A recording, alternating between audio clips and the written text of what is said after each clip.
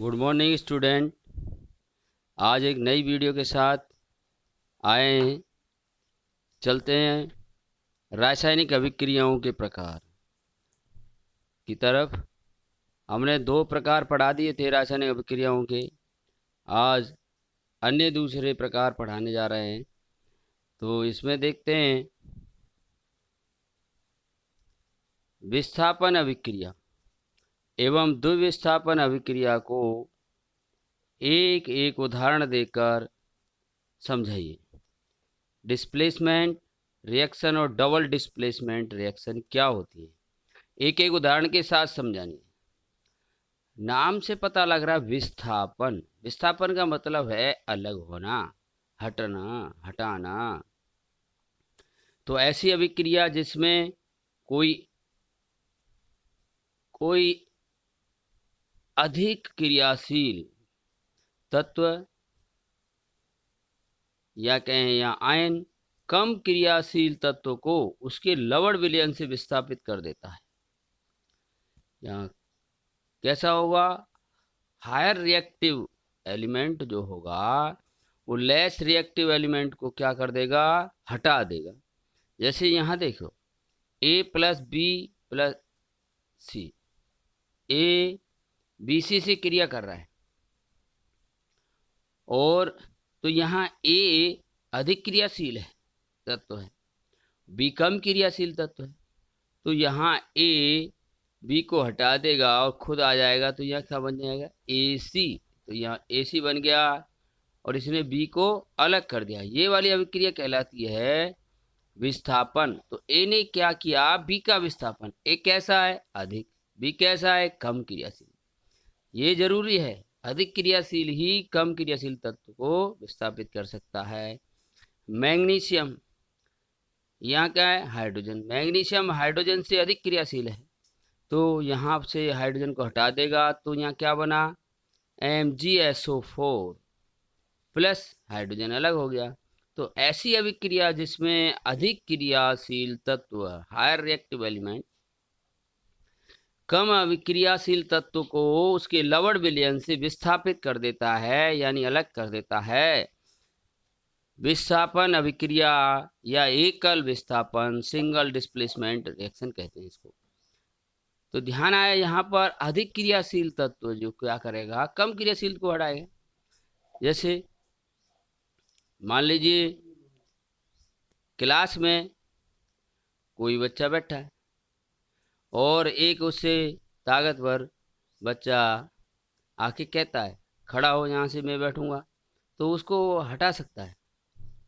लेकिन यदि कम क्रियाशील कोई दुबला पतला बच्चा एक स्ट्रांग बच्चे से कहे तो ऐसा संभव नहीं। तो यहाँ ये जरूरी है, ये अधिक क्रियाशील होना चाहिए तो ही कम क्रियाशील को हटाएगा। तो ये अभिक्रिया उदाहरण होगी। 2 उदाहरण हो गए अभिक्रियाओं के विस्थापन के। Zn plus USO4, ZnSO4 plus U, Mg plus H2SO4, MgSO4 plus H2। तो इसमें क्या होगा? ऐसी अभिक्रिया जिसमें अधिक क्रियाशील तत्व क्या करेगा? कम क्रियाशील तत्व को उसके लवण विलयन से विस्थापित कर देता है।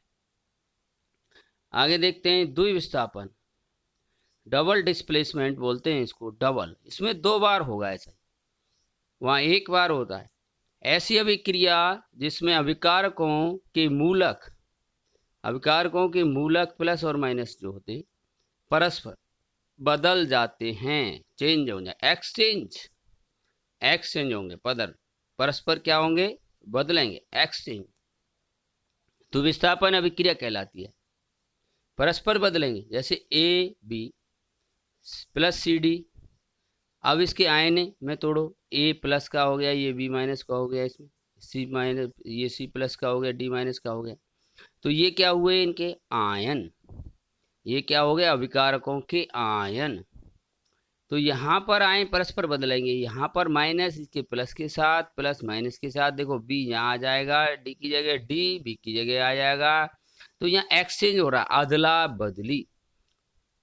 तो ऐसी अभिक्रिया जिसमें अभिकारकों के, ये अभिकारक हैं आगे वाले पदार्थ के मूलक, ये मूलक हो गए A प्लस B माइनस, परस्पर बदल जाते हैं, एक्सचेंज हो जाएंगे। देखो यहाँ ये B कहाँ गया?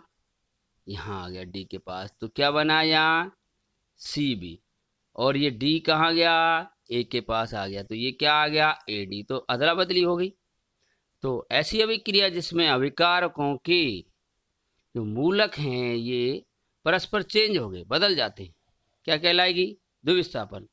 यहाँ देखिए सिल्वर AgNO3 प्लस HCl, तो यहाँ AgCl बना है। आप देखिए इसके मूलक यहाँ NO3 है और ये HCl में से Cl के साथ चेंज हो गया, यहाँ Cl की जगह NO3 आ जाएगा और NO3 की जगह ये Cl आ चुका है। देखो NaCl, तो एक्सचेंज हो रहे, अदला बदली हो रही है।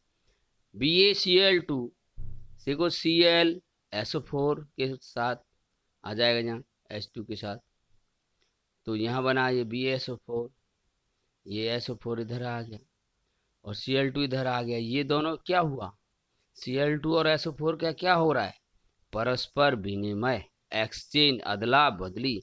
तो ये अभिक्रियाएं कहलाएंगी द्विविस्थापन। द्विविस्थापन और विस्थापन में क्या अंतर है, यहाँ दोनों ही अभिकारक क्या होंगे, कंपाउंड होंगे, उसमें एक एलिमेंट और एक कंपाउंड था, उसमें एलिमेंट जरूर होगा, एक तत्व होगा यहाँ पर और एक यौगिक होगा।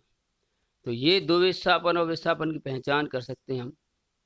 वहाँ पे केवल क्या था, वहाँ ऐसे था Zn प्लस H2SO4, तो ये तो यौगिक है और ये क्या है, Zn तत्व है। लेकिन यहाँ क्या है, BaCl2 प्लस H2SO4 दोनों कैसे हैं, यौगिक है, कोई तत्व नहीं। तो दोनों यौगिक होंगे तो द्विविस्थापन होगी, एक तत्व और एक यौगिक हो तो द्विविस्थापन अभिक्रिया होगी, पहचान कर लेंगे हम। आगे देखते हैं, अभिक्रिया की दर के आधार पर रासायनिक अभिक्रियाएं कितने प्रकार की होती है। रेट ऑफ रिएक्शन, यानी कोई अभिक्रिया तेज हो रही है या मंद हो रही है, इसके आधार पर रासायनिक अभिक्रियाएं दो प्रकार की होती है। तो हमें इनको प्रत्येक को एक एक उदाहरण देकर बताना है। तो तीव्र अभिक्रिया, दर के आधार पर अभिक्रियाएं दो प्रकार की हैं, तीव्र अभिक्रियाएं यानी फास्ट रिएक्शन, मंद अभिक्रियाएं स्लो रिएक्शन। तो यहाँ पर तीव्र माने तेजी से, जैसे कि नाम से चल रहा है ये बहुत तेजी से होंगी। तो ऐसी अभिक्रिया जिसके पूर्ण होने में बहुत कम समय लगता है, बहुत कम समय में पूर्ण होगी, तीव्र अभिक्रिया कहलाती है। ये प्राय रासायनिक अभिक्रियाएं होती हैं। ये प्राय रासायनिक कौन सी अभिक्रियाएं होंगी, आयनिक रिएक्शन, जो आयनों में टूटती है, यानी ये आयनिक अभिक्रिया बहुत तेजी से होती है। तो ऐसी अभिक्रिया जिसके पूर्ण होने में बहुत कम समय लगता है, पलक झपकते ही होती है। तो ये उदाहरण के लिए हम लिखे प्रबल अम्ल और प्रबल क्षार परस्पर अभिक्रिया करके लवण और जल बनाते हैं, इसको कहते हैं उदासीनीकरण अभिक्रिया।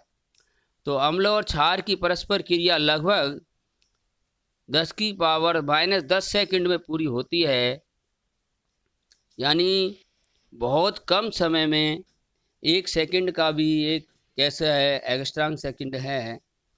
तो ये अभिक्रिया कैसी हुई, पलक झपकने से पहले ही हो गई, तो फास्ट, बहुत तेज होने वाली। तो उदासीनीकरण अभिक्रिया कैसी अभिक्रिया हुई, फास्ट अभिक्रिया। जैसे ये प्रबल क्षार है, इसमें HCl प्रबल अम्ल मिलाया, ये यहाँ नीचे गलत लिख दिया है, ये प्रबल क्षार है, ये प्रबल अम्ल है, तो NaCl बन रहा है और जल बन रहा है, ये बहुत जल्दी बन जाता है। तो ये अभिक्रिया हुई तीव्र अभिक्रिया, फास्ट रिएक्शन। ऐसे ही हरे पौधे द्वारा भोजन बनाने की क्रिया, प्रकाश संश्लेषण की क्रिया कैसे, इसको फोटोलाइसिस रिएक्शन। प्रकाश संश्लेषण की क्रिया भी बहुत तीव्र अभिक्रिया होती है। इसकी जो अभिक्रिया है, प्रकाश संश्लेषण अभिक्रिया का जो अर्ध आयु काल है, हाफ लाइफ पीरियड, ये 10⁻⁻12 सेकंड, यानी ये आधी जो अभिक्रिया है ना 10⁻⁻12 सेकंड में पूर्ण हो जाती है। अर्थात हम कहें इसको प्रकाश संश्लेषण की अभिक्रिया को पूर्ण होने का समय इसमें 2 से गुणा कर दो, 2 गुणा 10⁻⁻12 सेकंड का समय लगेगा। तो यानी पेपर में पूछा जा सकता है प्रकाश संश्लेषण की अभिक्रिया का अर्ध आयु काल क्या है, तो ये इंपॉर्टेंट है यहाँ पर। प्रकाश संश्लेषण की अभिक्रिया का अर्ध आयुकाल कितना होता है? तो नोट करेंगे इसको, 10⁻⁻12 सेकेंड याद रखना है। 10⁻⁻12 सेकेंड याद रखना है। कितना रखना है? 10⁻⁻12 सेकेंड। अब देखते हैं मंद अभिक्रिया, स्लो रिएक्शन। स्लो नाम से भी पता है, स्लो धीमी गति से होने वाली ऐसी अभिक्रिया जिसके पूर्ण होने में कई घंटे, कई दिन, कई माह या वर्ष लग जाते हैं। कई घंटे लग जाएं, कई दिन लग जाएं, कई माह लग जाएं तो मंद अभिक्रिया कहलाएगी। मंद माने धीरे धीरे होने वाली, आराम आराम से। जैसे लोहे पर जंग लगना। लोहे पर प्रिय विद्यार्थियों एक दिन में जंग नहीं लगती, धीरे धीरे लगती है, कभी सालों में लग सकती है, महीनों में लग सकती है, ये नमी पर निर्भर करेगा। तो ये लोहा है Fe, ये ऑक्सीजन और जलवाष्प वायुमंडल में होती हैं, उससे क्रिया करके ये जंग बना लेता है। Fe2, Fe2O3, 3H2, यहाँ XH2O भी लिख सकते हैं, कितना भी पानी मिल सकता है इसमें। तो ये है फेरिक ऑक्साइड यहाँ बन रहा है, ये जंग है। जंग का सूत्र क्या है? तो पूछ लिया जाए, पेपर में पूछा जा सकता है कि लोहे की जो है जलवाष्प के साथ क्रिया लिखिए। तो यहाँ पर क्या है, जंग कैसे लगती है? तो ये रासायनिक समीकरण आएगी, लोहा ऑक्सीजन और जलवाष्प से क्रिया करके क्या बनाता है? जंग। तो ये स्लो रिएक्शन है, ये धीरे धीरे हो रही है, इसलिए हम कह रहे हैं इसको स्लो। आगे चलते हैं। आमाशय में भोजन का पाचन। अपने पेट में हम खाना खाते हैं तो एक साथ नहीं पचता, कई घंटे लगते हैं, लगभग 4 घंटे में पूर्ण पाचन होता है। तो ये कैसी अभिक्रिया हुई? भोजन का पाचन, मंद अभिक्रिया हुई। चूने पत्थर से चूने का निर्माण। चूना पत्थर होता है जो उसको गर्म करते हैं, ये इस्माइलपुर रोड पर भट्टे लगे हुए हैं चूने के, उसमें चूने पत्थर को बड़ी बड़ी भट्टियों में, जैसे सिंगड़ी बोलते हैं ऐसी बड़ी भट्टी है वहाँ गोल गोल, उसमें गर्म किया जाता है पत्थर को, तो कई दिन में बनता है चूना। तो ये अभिक्रिया कैसी हुई? CO जो बनता है कई दिन लग जाते हैं, 3-4 दिन। तो ये कैसी अभिक्रिया हुई? मंद अभिक्रिया। अब देखते हैं, तो मंद और तीव्र, जो तेजी से हो वो तीव्र और जो धीरे धीरे हो वो मंद अभिक्रिया होगी, सीधी सी बात है। उत्क्रमणीयता के आधार पर रासायनिक अभिक्रिया कितने प्रकार की होती है? उत्क्रमणीयता का मतलब लौटेगी या नहीं लौटेगी। उत्क्रम का मतलब है, तो उत्क्रमणीयता के आधार पर अभिक्रियाएं कितने प्रकार की होती है? एक उदाहरण देकर समझाइए। और तो उत्क्रमणीयता के आधार पर अभिक्रिया 2 प्रकार की होती हैं। अनुत्क्रमणीय अभिक्रिया, अनु माने नहीं, उत्क्रमणीय माने लौटने वाली, यानी इसमें अभिकारक तो उत्पाद में बदल जाए, ये तो सब में होगा। आगे वाले पदार्थ क्या होते हैं? अभिकारक। तो और परंतु उत्पाद जो हैं अभिकारकों में नहीं बदले जा सकते। जैसे हम कहे हैं यहाँ पर C+O2, ये बन गया CO2, तो ये तो अभिकारक हो गए, अभिकारक से उत्पाद बना CO2 बना, तो ये उत्पाद हुआ। अब इससे हम दोबारा से इस कार्बन और ऑक्सीजन नहीं बना सकते, ऐसी अभिक्रिया होंगी अनुत्क्रमणीय, ये नहीं लौट रही, यानी इससे इधर नहीं हो रही अभिक्रिया, CO2 से दोबारा कार्बन और ऑक्सीजन नहीं बन रहा, तो इसको कहेंगे अनुत्क्रमणीय। तो ऐसी अभिक्रिया जिसमें अभिकारक पदार्थों से उत्पाद तो बनते हैं लेकिन उत्पाद से दोबारा अभिकारक नहीं बनते। तो चलते देखते हैं। ऐसी अभिक्रिया जिसमें प्राप्त उत्पादों को पुनः अभिकारकों में नहीं बदला जा सकता, यानी उत्पाद पुनः अभिकारकों में नहीं बदले जा सकते। इन अभिक्रियाओं को हम तीर एरो इससे दिखाते हैं, एक दिशा में तीर लगाएंगे, बस एक तीर, ऐसे तीर के निशान द्वारा दिखाते हैं। तीर की नोक उत्पाद की ओर होती है, ये पहले भी बताया, उत्पाद की ओर होगी। अब देखते हैं, जैसे अभी बताया मैं C+O2 CO2, अब CO2 ये उत्पाद है, इसको दोबारा इसमें नहीं बदला जा सकता, तो ये होगी अनुत्क्रमणीय। ऐसे ही CH4 मैथेन का दहन है, मैथेन के दहन की अभिक्रिया लिखो। CH4 मैथेन होता है, ऑक्सीजन से क्रिया करा दी, कार्बन डाइऑक्साइड गैस निकल जाएगी और जलवाष्प बन के उड़ जाएगी।